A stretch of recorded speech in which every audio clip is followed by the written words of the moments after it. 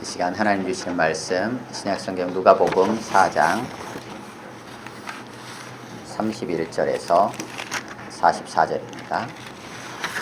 지난주에는 앞에 예수님께서 본격적으로 사역을 시작하시면서 이사야 61장 말씀을 인용하시고 그 말씀이 성취되었다 라고 선포하신 이후에 사람들의 반응을 통해서 복음이 과연 누구에게 그 복음이 들려지게 되는가에 대한 말씀이었습니다.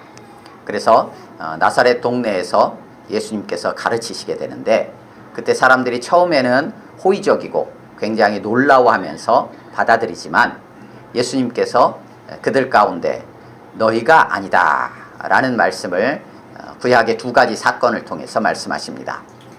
사렙다의 한 과부와 나아만을 돌아보셨던 하나님, 그 하나님께서 너희가 아닌 다른 이들, 그들이 듣기에는 꼭 이방 사람들, 그들에게 예수님께서 보내졌고 하나님께서 그들에게 복음을 전하기 원하신다라는 것으로 듣게 됩니다.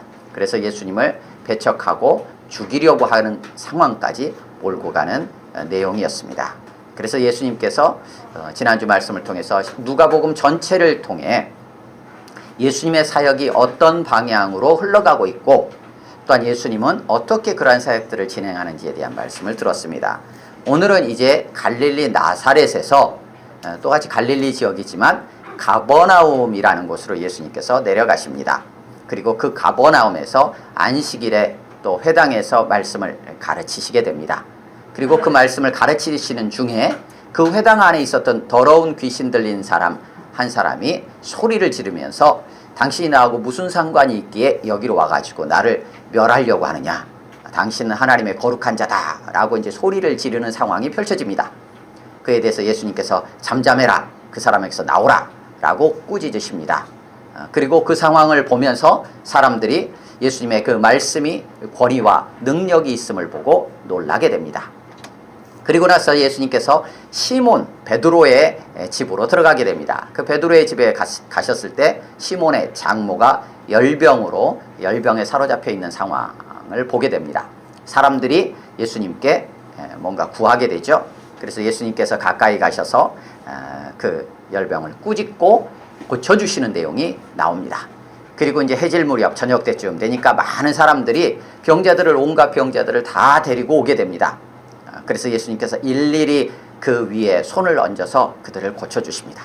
그때 여러 사람에게서 귀신들이 나가면서 소리를 지릅니다. 당신은 하나님의 아들입니다. 그러자 예수님께서 그 귀신들을 향해 꾸짖고 잠잠하라 라고 말씀하십니다. 그 귀신들이 예수님이 그리스도다 라는 것을 알기 때문이다 라는 상황을 조금 설명해 줍니다. 그 이후에 이제 또 하루가 지나갑니다. 날이 밝게 되고 그 동네 사람들이 계속 더 머물기를 요구합니다. 그런데 예수님께서는 아니다, 내가 다른 동네에 가서도 하나님의 나라 복음을 전해야 한다, 이것 때문에 내가 보냄을 받았다 라고 말씀하시며 여러 회당에서 복음을 전하시는 내용이 오늘 본문의 내용입니다. 사건이 되게 많습니다.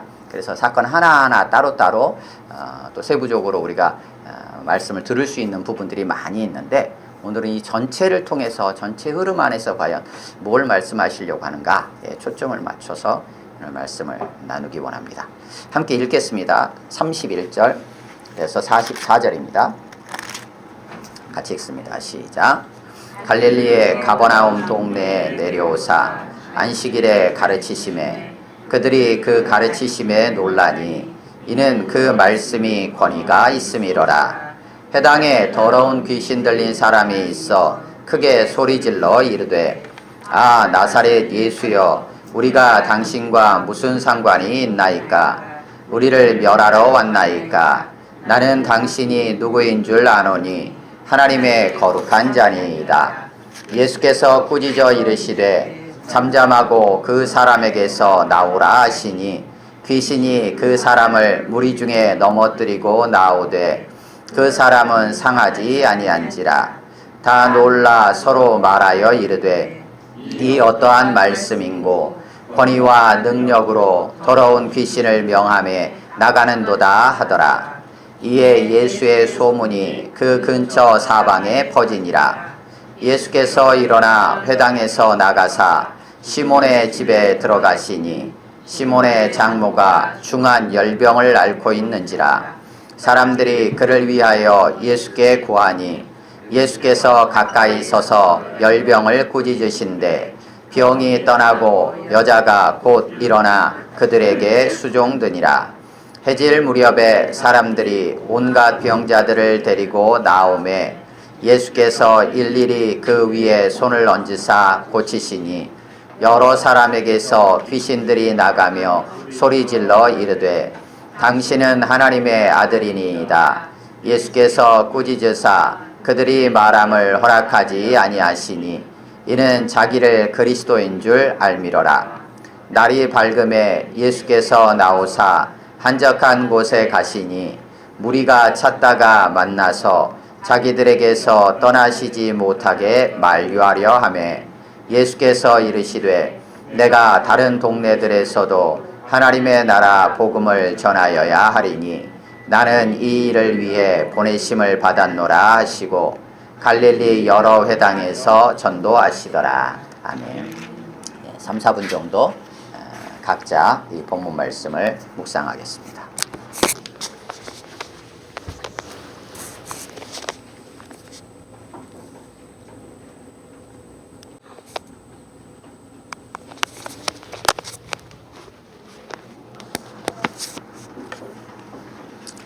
거기까지 보시겠습니다. 여러 사건이 있어서 필요에 따라서 다음 주로 하고 나눠서 본문을 이렇게 나누도록 그렇게 하겠습니다. 예수님께서 사역을 본격적으로 시작을 하셨습니다. 그래서 4장 13절 14절에서는 갈릴리 지역에서 예수님께서 가르치셨다. 그래서 소문이 퍼졌다. 이제 이런 내용이 시작으로 해서 그 사역의 본격적인 시작은 예수님께서 성령이 임하시면서 시작되었다라는 것을 4장 16절부터 해서 밝혔습니다. 그러니까 예수님은 성령에 충만하여 성령의 인도하심을 따라 성령의 능력으로 이 땅에 오셔서 이 땅에서의 모든 사역을 진행하셨다는 거예요. 이걸 우리가 누가복음을 계속 말씀을 들으면서 또 말씀을 읽으면서 우리의 마음 가운데 꼭 이렇게 붙잡고 있어야 될 부분입니다. 성령님께서 계속 함께 하시고 성령의 인도하심을 받았다는 것은 예수님이 본질적으로 하나님의 아들이시다, 하나님이시다라는 한 부분과 예수님께서 이 땅에 우리를 위해 이 땅에 오신 인간이다 하는 이 두 축, 이 두 가지를 누가복음에서는 계속 같이 갑니다. 그래서 예수님은 하나님의 아들이다, 하나님이시다, 신이다 이 얘기를 계속 하고요. 또 한쪽에서는 예수님은 인간이다, 인간이다 이 얘기를 계속해요. 예수님이 인간으로 이 땅에 오셔서 인간으로 오셔야만 하는 이유는 우리의 죄를 해결하기 위해서는 신이 와가지고 해결하는 게 아니고 인간으로 오셔서 인간이 인간의 모든 죄를 대신 지고 십자가에서 죽으셔야만 우리의 죄의 대가가 지불이 되는 거예요. 그래서 예수님은 반드시 인간으로 오셔야만 했어요. 그래서 예수님께서 인간으로 오셔서 우리와 똑같은 인간으로 오셔서 어떻게 이 사역을 감당하시느냐, 그때 성령님께서 함께 하심으로 성령의 인도하심을 따라 사역하셨다라는 거예요. 그래서 성령님의 인도, 성령님께서 함께 하시고 하는 모든 예수님의 삶 전체, 사역 전체는 인간으로서의 사역이에요. 그러면 오늘 본문에 일어난 사건들은 예수님이 신으로서 하신 사역일까요? 인간으로 오셔서 하신 사역일까요? 예. 한번 오늘 본문을 통해서 우리가 그 부분들에 대해서 한번 좀 살펴보기를 원합니다. 지금 누가복음은 지난주에도 잠깐 언급했지만 예수님의 사역이 본격적으로 시작이 되면서 성령 충만하여 성령 능력으로 시작됐다고 했어요. 예수님은 성령으로 잉태되셔서 나셨어요.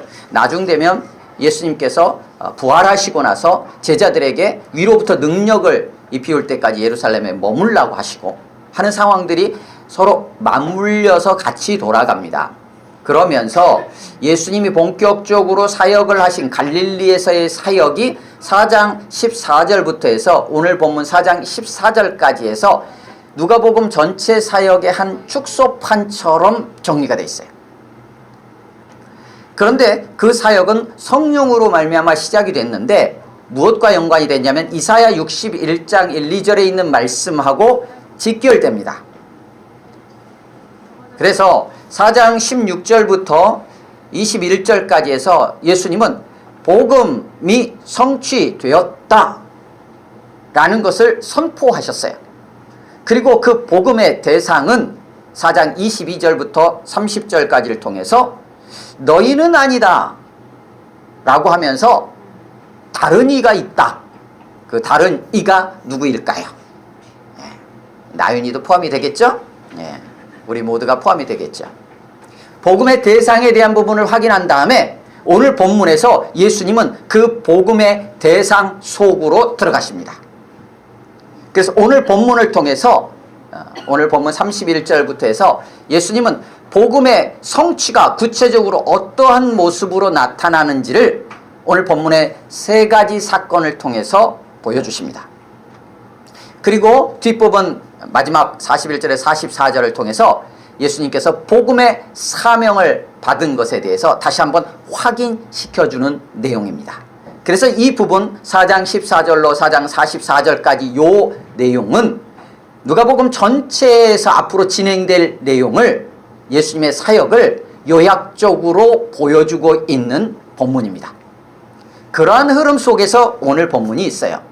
그러니까 오늘 본문은 4장 18절 19절에 있는 이 이사야 61장 1, 2절의 말씀이 구체적으로 우리의 현장에서 실제 살아가는 삶에서 어떻게 실현되어 나타났는가, 실제적으로 어떻게 성취되었는가에 대한 모습을 보여주고 있어요. PPT 33페이지인가요? 보시겠어요? 그 다음 다음 장. 일단 주보에도 실어놨는데요. 글자는 잘 안 보이실 겁니다. 그림도 뭐 그렇게 썩 잘 보이시지는 않을 수 있는데요. 자, 여기를 보시면 이게 이스라엘의 지형입니다. 지형인데 뭐 이렇게 높낮이가 이렇게 지금 표현이 돼 있긴 한데 여러분들이 보실 때는 잘 안 보일 수 있습니다. 중앙으로 해가지고 여기서부터 이제 이게 갈릴리 바다라고도 하고 갈릴리 호수라고도 하고 뭐 여러 가지로 부릅니다. 이 갈릴리에서부터 이게 하프 모양으로 돼 있어요. 그래서 뭐 갈릴리 바다에서 요단강을 따라 쭉 내려오면서 여기가 사해입니다. 사해는 그래도 많이 아실 겁니다. 뭐 지구 전체에서 제일 낮은 곳에 위치해 있는 낮은 땅이다 얘기하죠. 그래서 뭐 소금기가 많아가지고 저같이 수영을 못하는 사람도 둥둥 뜰 수 있다. 뭐 이제 그런 얘기를 하는 사해죠. 이렇게 돼 있는데 이스라엘은 주로 이 갈릴리서부터 이 위쪽에 헐몬산이 있어요. 헐몬산이 뭐 해발 2814m라고 얘기하는데 이 헐몬산에서부터 이렇게 쭉 내려와서 물들이 내려와서 이쪽에 이제 호수 하나를 거쳐서 갈릴리로, 그리고 갈릴리에서부터 요단강을 거쳐 사해까지 물이 흘러내려오는 지형의 구도입니다. 그래서 헐몬산 높은 데서 사해 해저 400m라고 보통 얘기합니다. 뭐 수치 조금씩 차이는 있지만 해저 400m라고 하니까 여기 지중해가 0m라고 했으면 여기가 이제 수위가 마이너스 400이에요. 그럼 헐몬산이 2800m예요. 그럼 여기서부터 마이너스 400m까지 쫙 내려오는 거예요, 물이. 그리고 갈릴리가 마이너스 한 210m 정도 된다고 해요, 갈릴리가. 그래서 주로 이스라엘은 그 왼쪽으로 요단강을 중심으로 서쪽이죠. 이 서쪽으로 이 산지가 있는데 이 산지 위쪽에 주로 도시들이 형성이 돼 있어요. 예루살렘만 해도 거의 800m, 780m 정도 되는 해발 고도에 있는 도시입니다.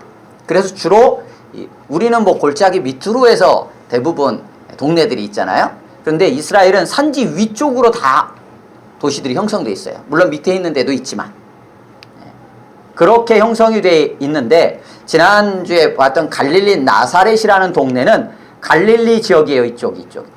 이쪽이 갈릴리 지역인데, 그 중에서도 이제 좀 밑에 쪽에 해당되는 갈릴리 나사렛이에요. 그래서 갈릴리 나사렛은 좀 산 위쪽에 형성되어 있는 동네예요. 그런데 오늘 본문에 등장하는 가버나움이라는 동네는 어떤 동네냐면 이 갈릴리 호수 바로에 붙어있는 이 항구예요.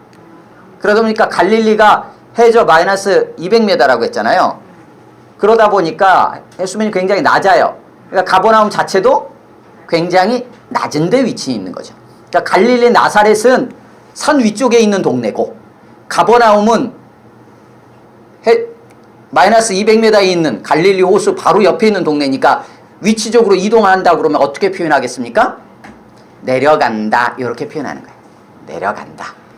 그거를 이제 제가 지도 주보에 실어 놓은 거는 이걸 이제 단면으로 해서 표현한 거예요. 여기 헐몬산에서부터 물줄기가 내려오면 쭉 해서 여기 홀레 호수를 거쳐서 갈릴리에서 이쪽 사해까지 이렇게 경사가 요런 형태로 되어 있어요.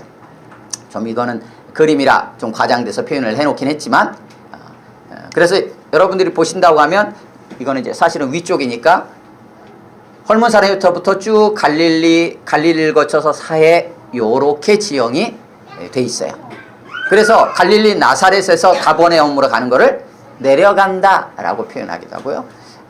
물론 이제 다른 의미도 있겠지만 예루살렘을 갈 때는 올라간다, 예루살렘이 위쪽에 있어서 올라간다. 물론 이제 우리도 이제 서울 간다 그러면 상경한다 뭐 이렇게 표현도 하잖아요. 어느 쪽에 있든지 그런 의미도 있겠지만 일단 지형적으로도 그렇습니다. 자, 이런 이해 속에서 오늘 31절은 이렇게 표현되어 있는 거예요. 갈릴리의 가버나움 동네에 내려오사. 그런데 동일한 이 평행 본문이 마가복음 1장에는 어떻게 되어 있냐면 가버나움 동네에 들어가사 이렇게 되어 있어요. 내려왔다고 표현을 안 합니다. 왜냐하면 마가복음 1장에서는 순서가 어떻게 진행되냐면 베드로를 예수님께서 부르셔요. 제자로.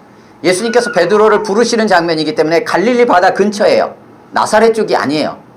그러니까 그 베드로를 부르시고 나서 그 옆에 항구인 가버나움으로 그냥 들어가는 개념이에요. 내려가는 개념이 될 수가 없어요. 그런데 누가복음에는 베드로를 부르시는 장면이 어디에 나오냐면 5장 1절에 나와요. 그러니까 순서가 마가복음하고 기록 순서가 바뀌어 있어요. 기록 순서를 바꾸면서까지 누가복음은 갈릴리 나사렛에서 가버나움으로 내려가고 있다라는 것을 강조하려고 하고 있어요. 왜 그럴까라는 거죠. 누가복음은 지금 앞에서 어떤 일이 있었냐면 나사렛에서 예수님이 배척을 당하세요.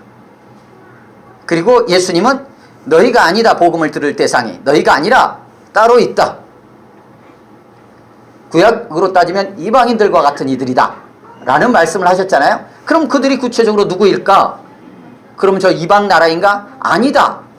어디냐? 낮은 곳으로 내려가신 가버나움이다 라는 것을 상징적으로 보여주려고 하는 것처럼 보입니다. 그래서 본문이 위치해 있는 이 구조상으로 다른 복음서 마가복음과 달리 누가복음에서 이 가버나움으로 내려가는 사건을 여기에 위치시킨 것은 복음의 대상이 지금 갈릴리 나사렛 사람들이 아니었다면 누구냐? 가버나움 사람들이다. 그 가버나움 사람들은 어디에 있는 사람들이냐? 나사렛은 산 위에 있었던 사람들인데 가버나움은 저 밑에 있는 사람들이다.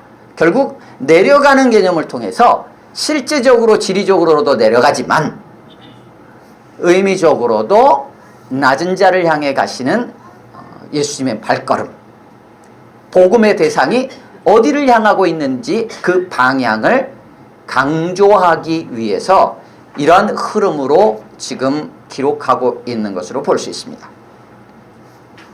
내려간다라는 단어 자체를 다른 복음서에서 사실은 거의 안 씁니다. 누가가 주로 사용하는 단어예요. 많이 나오지도 않지만. 자, 그러면 오늘 본문이 복음의 성취가 실제적으로 나타난 모습이라고 그랬어요. 그러면 복음은 어떤 거였는지를 우리가 다시 한번 상기해 볼 필요가 있습니다. 4장 18절에서 19절입니다. 우리 한 번 더 읽겠습니다. 4장 18절에서 19절 시작. 주의 성령이 내게 임하셨으니 이는 가난한 자에게 복음을 전하게 하시려고 내게 기름을 부으시고 나를 보내사 포로된 자에게 자유를 눈먼 자에게 다시 보게 함을 전파하며 눌린 자를 자유롭게 하고 주의 은혜의 해를 전파하게 하려 하심이라 하였더라. 아멘. 우리가 이 말씀을 그때 나눌 때는 복음의 대상인 가난한 자에 대해서 어떻게 달리 표현하고 있는가? 포로된 자다, 혹은 눈먼 자다, 혹은 눌린 자다, 이렇게 이해를 할 수 있었다라고 했어요. 근데 이거를 이 4장 18절 19절 말씀을 동사를 중심으로 해서 다시 구조를 이해하면 이렇게 이해할 수 있어요. 복음을 전하게 하시려고 지금 예수님을 보내셨다는 거예요. 예수님을. 그러니까 성령이 예수님에게 임하셨다. 이 사건을, 성령이 임하신 사건을 두 가지로 표현합니다. 하나는 기름을 부으셨다. 또 하나는 나를 보내셨다. 라고 표현합니다. 구체적으로 설명하기를. 그러니까 성령이 임하신 사건은 곧 나에게 기름을 부으신 사건이요. 기름 부으심은 구약에서 그리스도예요. 메시아, 왕, 제사장, 선지자에게 기름을 부어서, 실제 기름을 부어서 그를 왕으로, 제사장으로, 선지자로 세웠거든요. 그런데 예수님에게 아무도 기름을 실제로 부은 사람은 없어요. 그러면 그것의 실체적인 진짜 본질은 뭐냐? 성령이 임하는 걸 말하는 거예요. 구약에도 마찬가지입니다. 기름이라는 것, 실제적인 기름을 부음으로써 하나님의 신이, 하나님의 영이 그에게 임하여 그가 이제 본격적으로 하나님이 보내신 사역을 감당할 자가 되었다라고 인정해 주는 거예요. 그리고 그 능력을 입게 되는 거예요. 그래서 성령이 예수님에게 임하셨다라는 것은 기름이 예수님에게 부어졌다. 곧 그리스도다. 메시아다. 곧 예수님이 왕이요, 제사장이요, 선지자다라는 것을 선언해 주는 거예요. 그리고 보내셨다라는 거예요. 누군가에게 보내셔야 될 거 아니에요. 보내셨다라는 것. 목적이 뭐냐? 그것이 이겁니다. 복음을 전하게 하려고. 이렇게 돼 있어요. 복음을 전하도록 하기 위해서 예수님이 이 땅에 오셨고 성령이 임하였으며 곧 기름 부음을 받은 그리스도로서 이 땅에서 사역을 시작하셨다라는 거예요. 그러면 복음을 전한다라는 게 구체적으로 뭐냐라고 했을 때 18절 19절에서 세 가지로 구분하여 설명합니다. 하나는 전파한다. 전파에 대해서는 두 부류를 구체적으로 언급합니다. 한 부류는 포로된 자에게 자유를 전파한다. 또 하나는 눈먼 자에게 다시 보게 함을 전파한다. 이렇게 두 가지로 구분해서 좀 더 설명을 해요.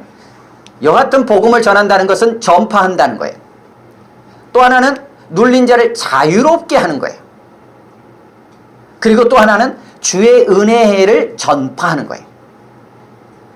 그러니까 예수님이 오셔서 하시는 사역의 핵심은 복음을 전하는 거예요. 근데 그 복음을 전하는 데 있어서 구체적인 방식이 어떻게 되느냐? 전파하고. 그러면 전파한다라는 것이 구체적으로 삶에서 어떻게 나타나느냐? 실제적인 자유함으로 나타난다. 이런 거예요. 예수님께서 복음을 전하신다. 선포하시면, 복음이 성취되었다 선포하면 어떤 일이 실제로 일어나냐? 그들의 삶에 실제적으로 눌려있던 자들이 자유롭게 된다 라는 거예요. 그것을 4장 18절 19절에서 이렇게 표현하고 있어요.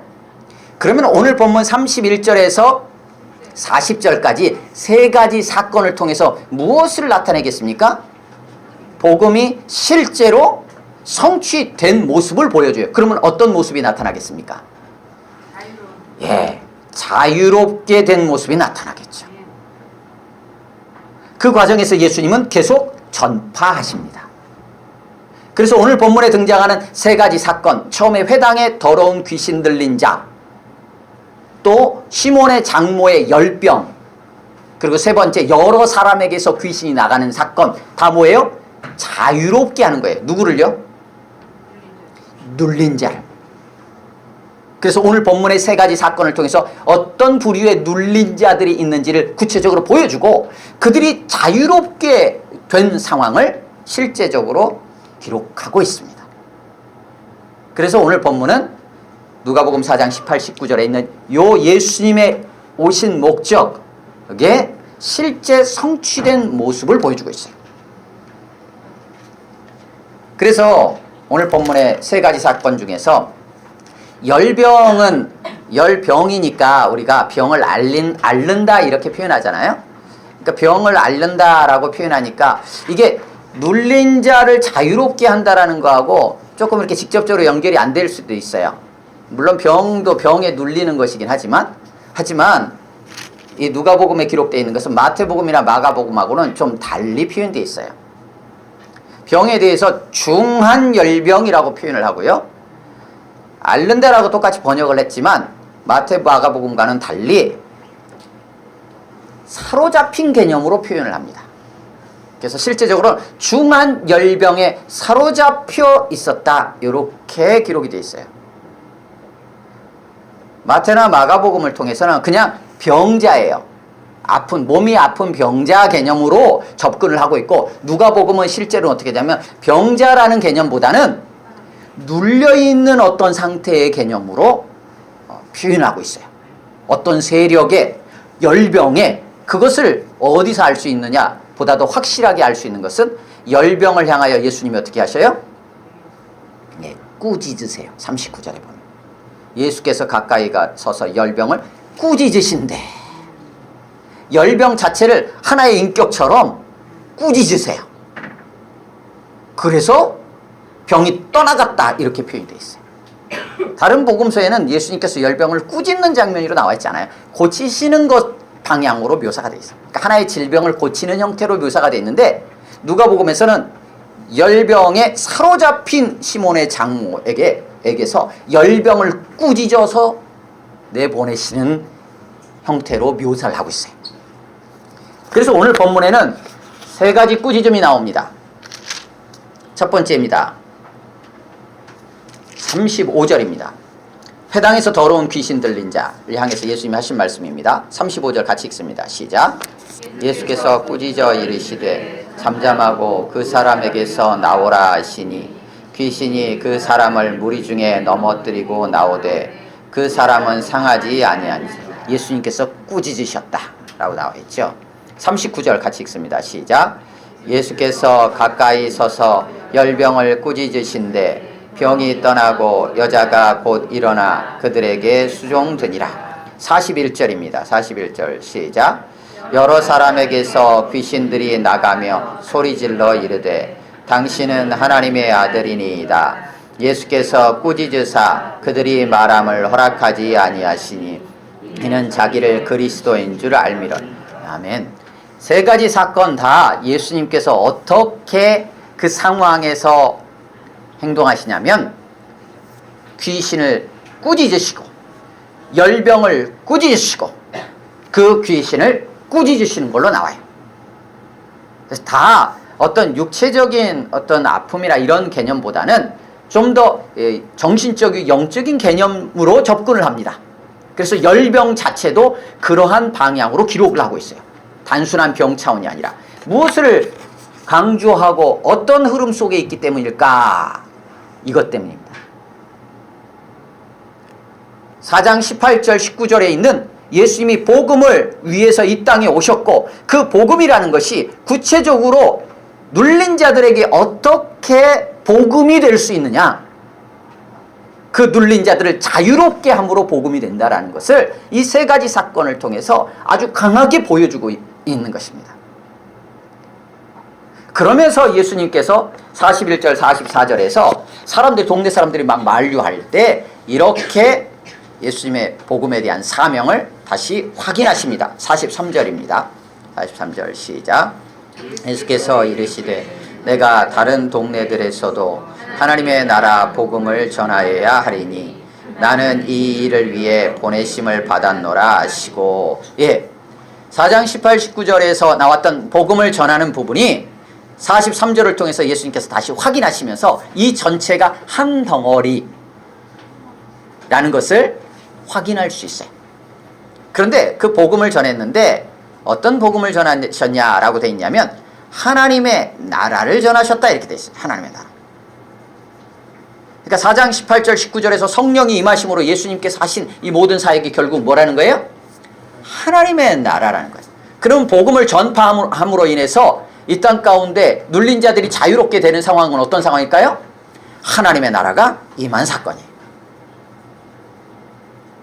그래서 예수님께서는 다른 본문들에서 이렇게 말씀하셨어요. 내가 만약에 성령을 힘입어 하나님의 영으로 귀신을 쫓아내는 것이라면 하나님의 나라가 이미 너희 가운데 임한 것이다 라고 예수님께서 선언하십니다.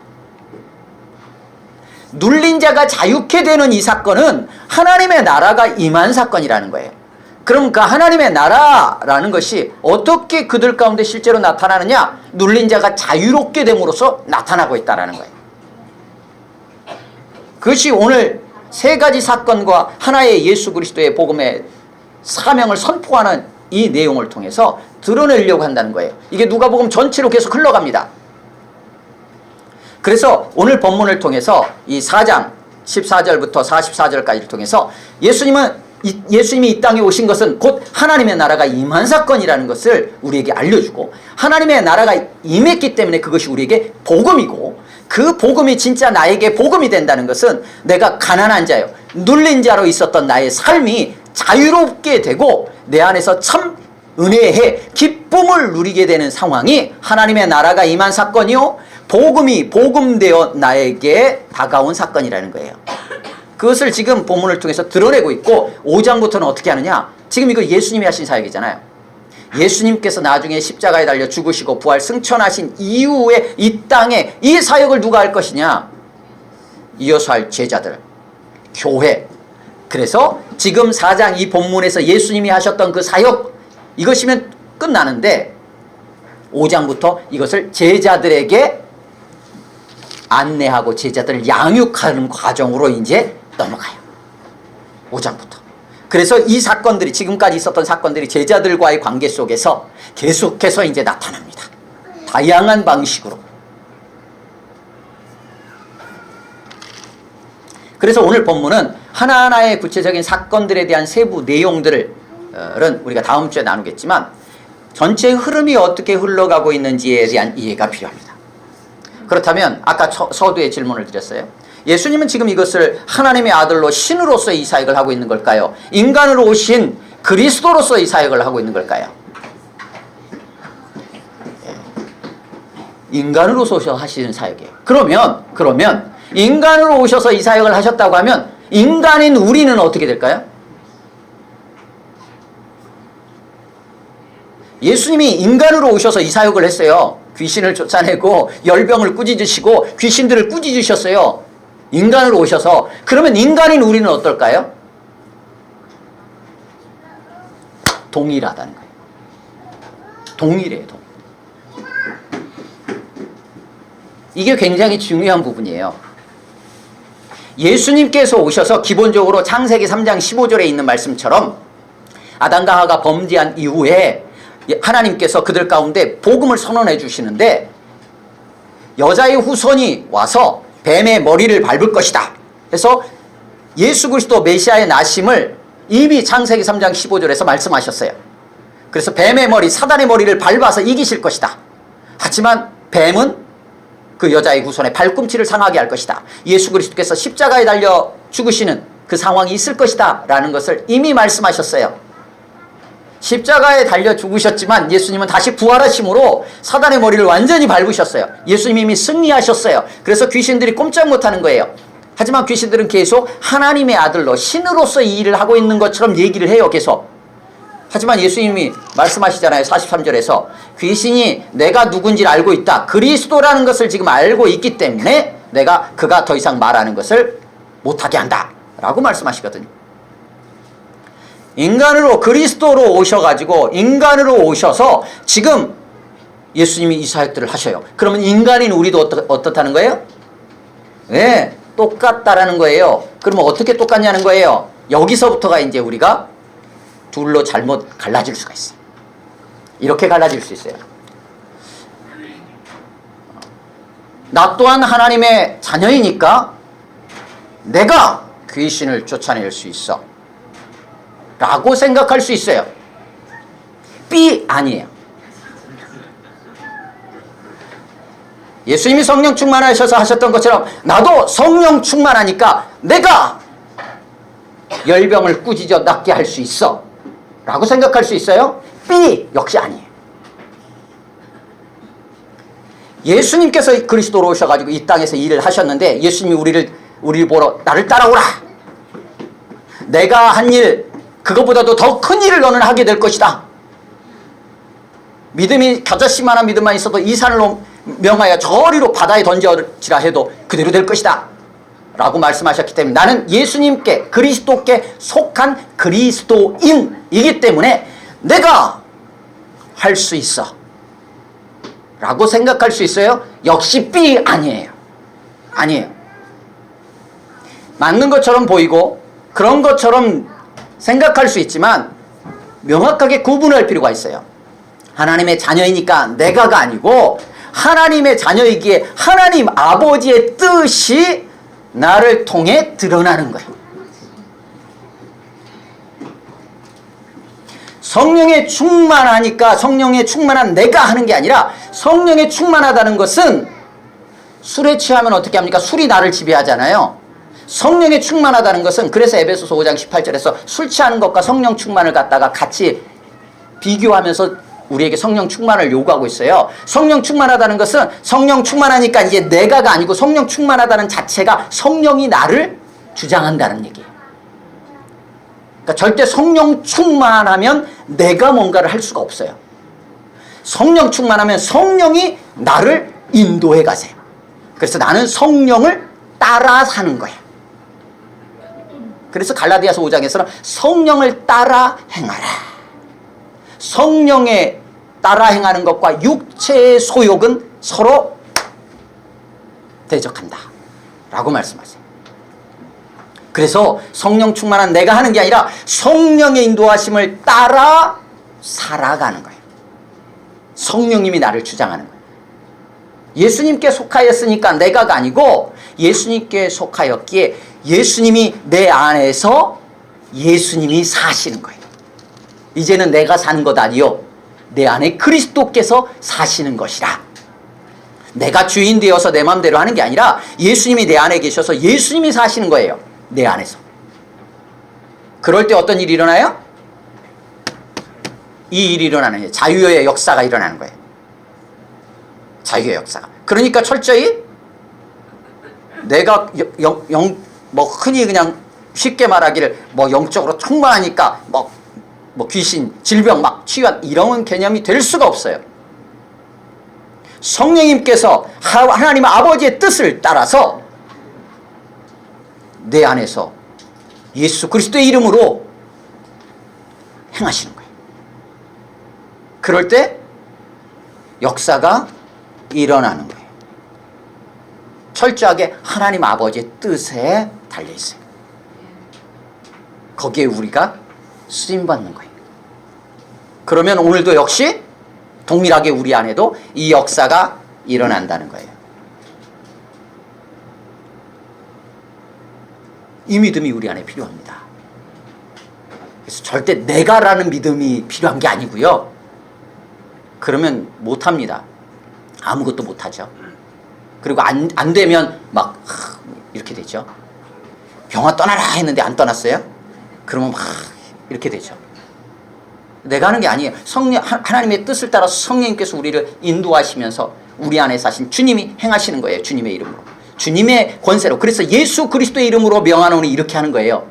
예수 그리스도의 권세를 가지고 성령의 능력하에 명하는 거예요. 거기에 나의 권세는 하나도 없어요. 나의 능력은 하나도 없어요. 철저히 하나님 아버지의 뜻에 따라서 하나님께서 역사하시는 거예요. 그때 필요에 맞게 하나님의 때에 필요에 맞게 역사하시는 거예요. 이 믿음이 필요한 거예요. 오늘 본문은 그것을 우리에게 보여줍니다. 그래서 단지 예수님이 신으로 오셔가지고 이 일들을 한 걸로 나타나는 게 아니라 동일하게 그리스도 인간으로 오셔가지고 이 복음을 전하시면서 눌린 자를 자유케 하였던 생명의 역사가 일어났는데 오늘도 동일하게 우리 안에 그런 역사들이 일어난다는 것입니다.